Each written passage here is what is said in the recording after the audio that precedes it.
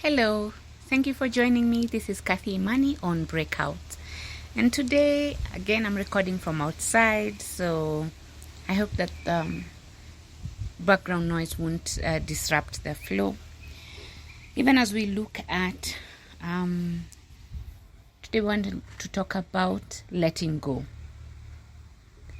Maybe you've been in a place for a while, and you're used to the routine, you're used to how things work there, the processes, the systems, and then it's time to move on to the next. Maybe you've already started that feeling that restlessness that comes with signaling that your time in a place is up, and you're still struggling with, how do I move across the country, or how do I leave this job, how do I do this? And I just wanted to encourage you with my own story.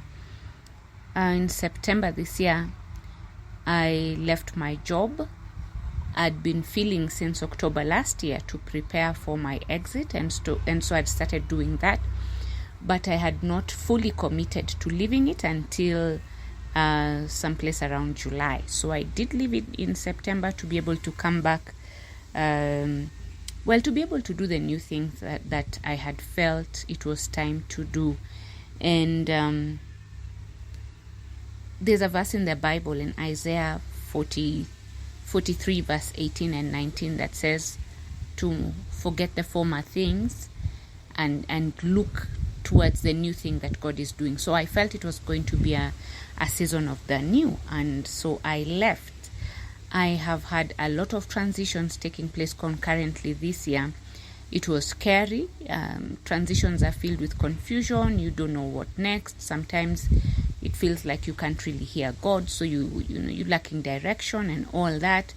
And it's a very easy time to be misunderstood. So I was going through a lot of other emotional and physical changes at the same time.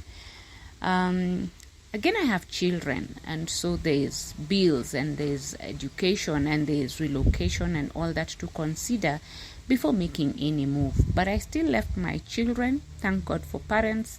My children remained with my mom, and I came to a different county altogether, a different city, to be able to finish my undergraduate, which has been pending for 11 years now.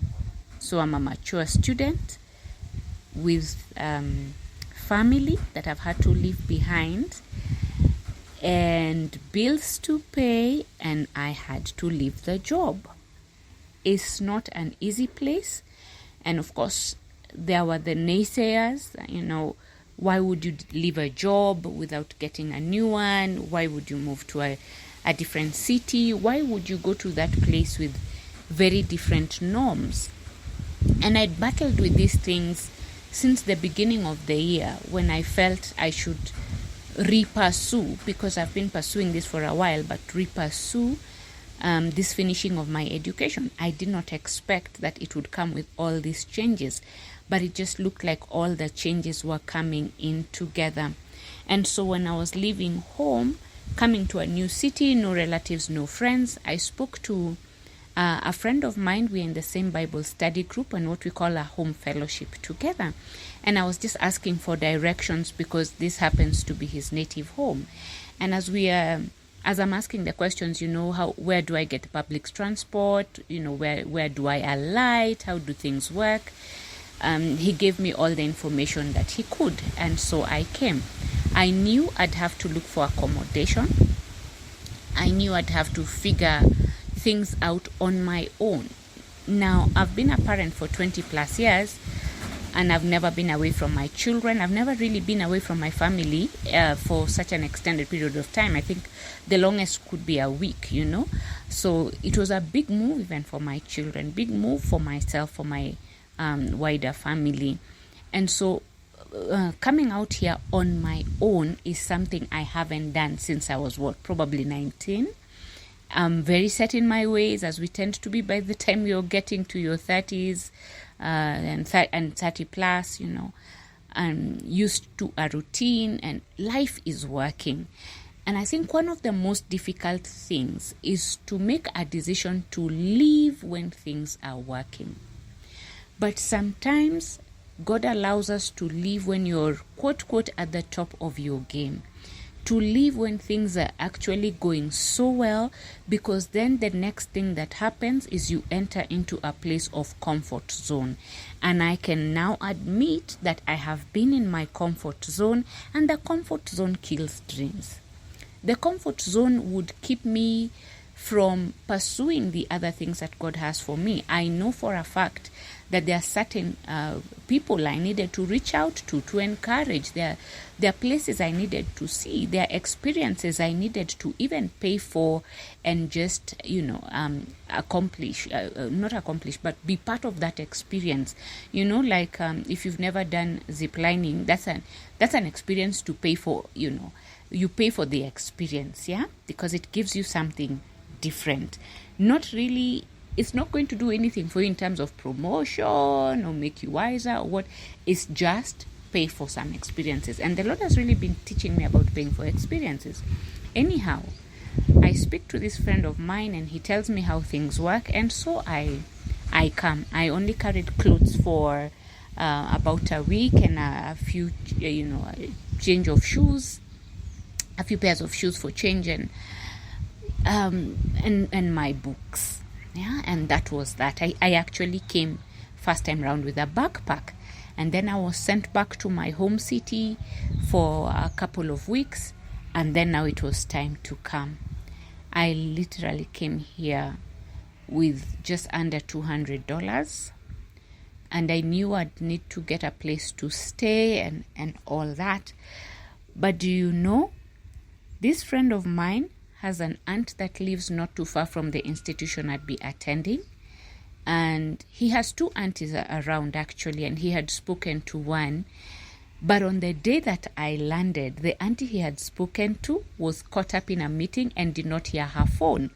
And because it was a time-pressing issue, my friend goes like, let me call the other aunt whom I had not previously spoken to, so that then you're not stranded. And so he calls, and she says, by all means, let her come. So I come with my luggage and everything, and I tell them I'm re-enrolling, I'm a returning student, and how my situation is. I don't have relatives around here, and I needed a place near.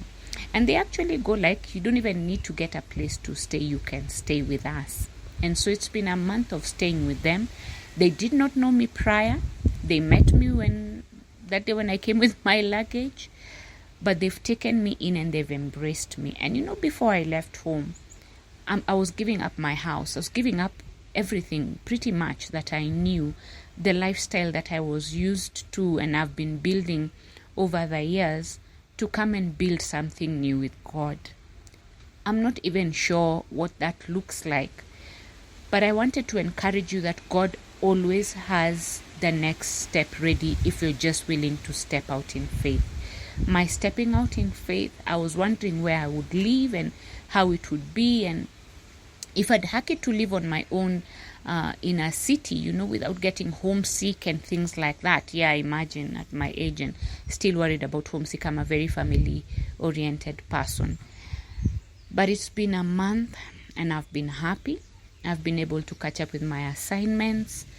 I've pretty much experienced what campus would have looked like on my own had I gone to campus younger, at the 1920s, which I did not get to do.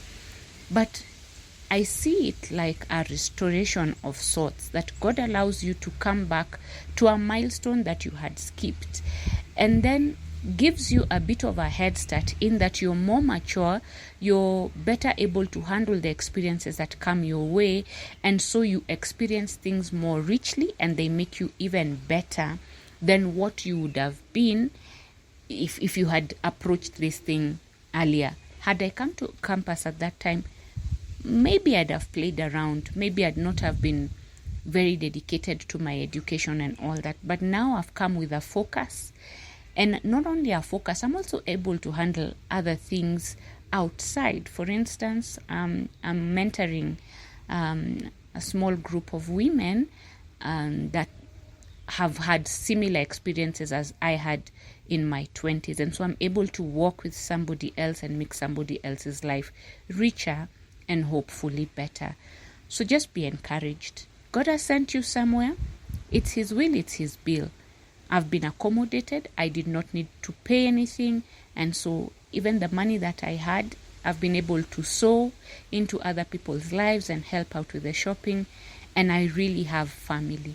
They've rallied around me. They've stood with me like the family I don't have. I have a mother and sisters and a father here, that have stood in the place of my mother, my sisters, my brother, and I guess not my children, but but you get what I'm saying. I'm not on my own. I have not had homesickness. I've not had a minute to wallow or think I'm alone, because I have not had the feeling of being alone at all in the days that I've been here. And meanwhile, back at home, my family is grateful that this family took me in as one of their own, and when they make plans with me in it. And my family is just so grateful, because they also have stood with others in the same way, accommodating people, not expecting anything in return. And so when you do something, just know you're sowing a seed. If my parents had refused or declined to house some people or help them along their journey, maybe I wouldn't get this much favor. But here I am.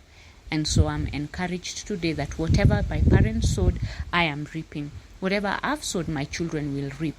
If I reap good seed, my children will reap good fruit. If I sow good seed, my children will reap good fruit, because my parents sowed good seed, and here I am now reaping good fruit from people who didn't even know us. So be encouraged. If you're pursuing your calling, pursuing your purpose, the next thing that God has called you for, it might look difficult, but it will be worth it in the end. And even in the process, because we trust the process, we pay attention to the process, live in the moment. And as you're in it, you will be more fulfilled than had you stayed in the place of your comfort. That's it for today. I hope you've been encouraged. I hope you've learned something. Drop a comment, just let me know how you're doing. Let me know how you're faring, and if anything has encouraged you today. Others have a good one, even as you continue to pursue your purpose and break out. Yours faithfully, Imani.